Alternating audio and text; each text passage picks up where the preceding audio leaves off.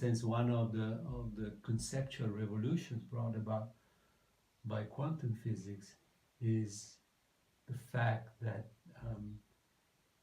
we cannot speak about reality independently from someone observing reality.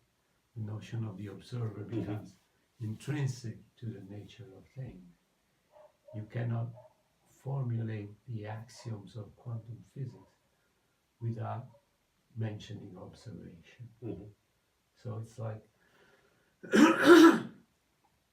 in a way, the classical physics was reality as seen by the eye of God out there. Quantum physics is essentially reality as it's seen by an embodied observer who is part of the reality itself.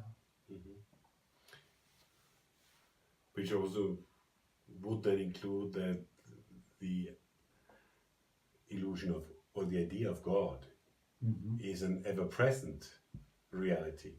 So then, as Rupert calls it sometimes, the quote of this Irish monk, "Through thy eyes, my Lord, I look at you, I see you." So everybody is a kind of expression of that, it's called awareness or consciousness. Right. In that sense, the notion of universal awareness and universal consciousness matches the reality described by quantum physics much more closely than the notion of separate individual consciousness, or separate individual mind. Maybe we could go a little bit deeper in terms of where is this split of reality, and obviously there has happened a kind of split which resulted one in our Western tradition of seeing the world and looking at things, and an Eastern tradition. And where would you see that rooted in? What process happened, or what took place that it came to that kind of separation? Well, the role of monotheism is quite crucial in that respect. It's like from seeing consciousness or life manifesting in various forms,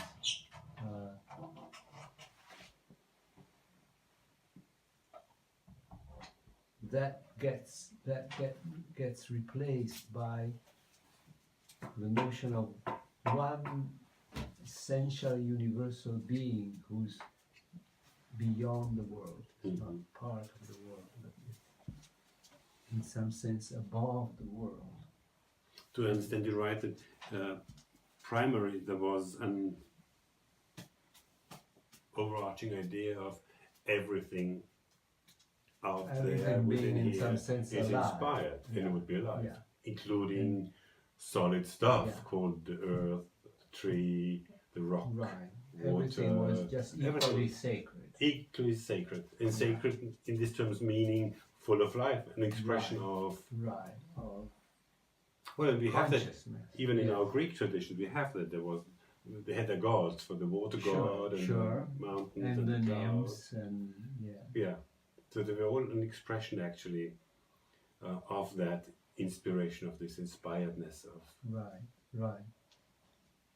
At some point, I wonder to what extent living in a desert, in this white empty space, influences shapes of thought, but we came to perceive like consciousness is like kind of a light out there above it all, not in it or part of it, and feeling that our connection is essentially with that light out there, not with the world right around us.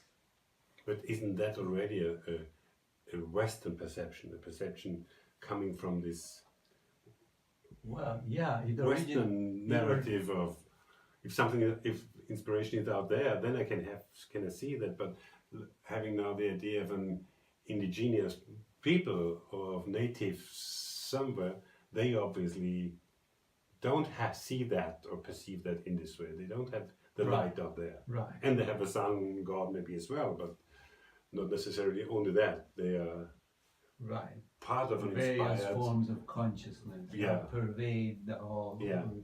But they live in an inspired world still. Yeah. Suddenly there's just one transcendent form of consciousness, which is like the ultimate reality, and the world is kind of demoted to a lower level of meaning. And the task is transcend the world, not be part of it and honor it. And so I think that's quite the root of our, or one fundamental root of our Western thinking, and it's closely connected with the power of abstraction, which is in our present culture is become an overarching force. Could you give an example from that? In some ways, abstract representations of reality, science itself, has become to our eyes more real than the concrete experience of reality. Or would it even be like money? Money representing... Money is the top abstraction. Top abstraction. Money is including happiness and... the universal equivalent that can be exchanged for anything. Any, can take any form. So it's the perfect abstraction. And that perfect abstraction has become a dominant force in our lives. The replacement of reality, actually, of this other form of reality, of this underlying form of reality. Another example could be like medicine. If we look, we tend to look at our body in terms of medical science. It becomes even more real than our direct experience of our body. Well, our society is full of that. Nutrition, allergy, all this. So it's the prevalence of virtual reality is another form of that same dominance of abstraction. It's like people tend to live more and more into living in that the virtual representation. So is this like I could get charmed by this video and become more real than our conversation. So it's like the dish and the menu.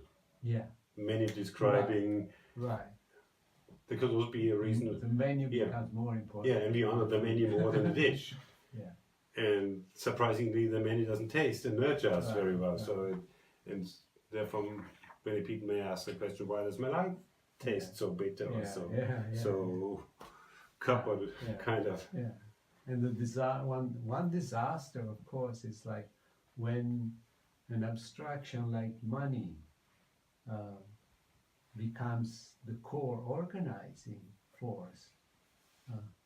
The inner logic of money doesn't necessarily coincide with the beneficial inner logic of life. And for example, like